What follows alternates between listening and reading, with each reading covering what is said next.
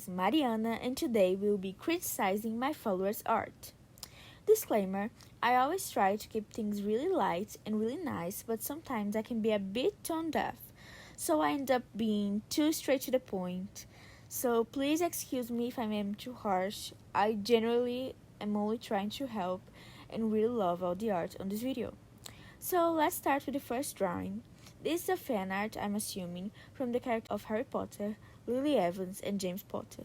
The overall drawing is really cute. I can clearly understand what it is and the vibe we were going for, which are all too consistently overlooked by the critic's eye in to be something that is the single most important part of this type of artwork. Part 1. Structure.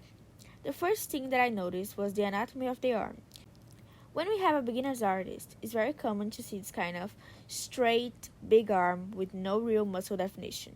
I'm not saying that every character has to have a defined muscle, but everyone has bones and muscles under their skin and fat, which should be remembered. Then I moved on to the face, which was what inclined me to believe that the drawing was basically free-handed.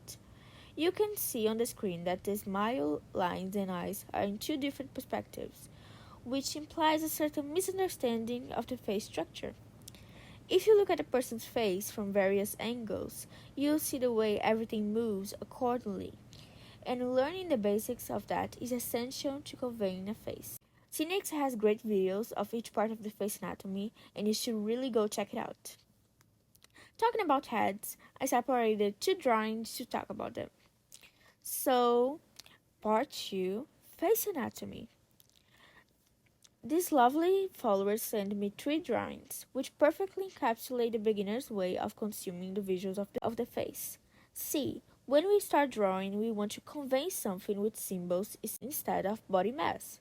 Like, we like to think how an eye looks like, instead of how a 3D sphere on a pocket of skin looks like. And of course we do. As humans, we are wired to identify symbology instead of objectivity, which makes drawing stripping yourself from preconceived notions something that has to be practiced. Okay, as you can see, the skull facing upwards has this very obvious big round forehead. Oh, so little intervention from editing Mari. The original drawing wasn't in this extreme angle. I just picked up the skull for exercise purposes. The 2 pockets are in an angle, the apples of the face are distorted, and the nose would cover a part of the mouth, the latter being barely appearing. The original drawing has a problem with the chin, the face shape, and basically the overall distribution of the features, ones of which don't really fit the style of the face or hair, giving a discrepancy between everything. There is no problem in exaggerating anatomy or simplifying it, but there has to be a certain level of consistency. I would recommend these artists to study the skull and to try to draw over it.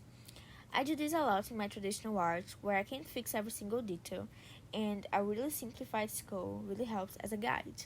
I really want to see how this person will draw when they evolve their art style, because they have these really interesting, hard, feminine lines that are present in some of my favorite artists. So if you watch this, I'm very excited for the future. Part 3. Art style. This follower commented on the hand and on the fact that they really want to improve their art style. So let's blend these two together for a second and then come back to the solo art style. So hands tend to be a little bit confusing, and I myself have made some grotesque mistakes and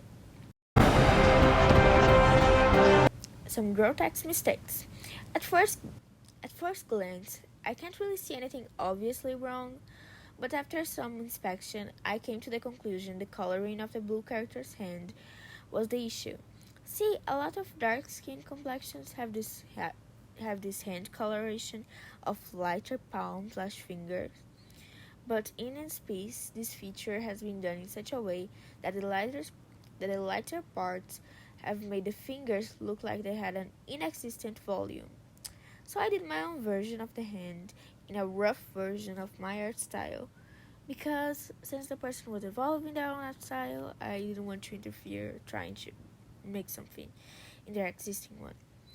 So as you can see, there are areas in the part closest to the pose and on the tip of the fingers which are lighter than your midtones, that are lighter even than the skin.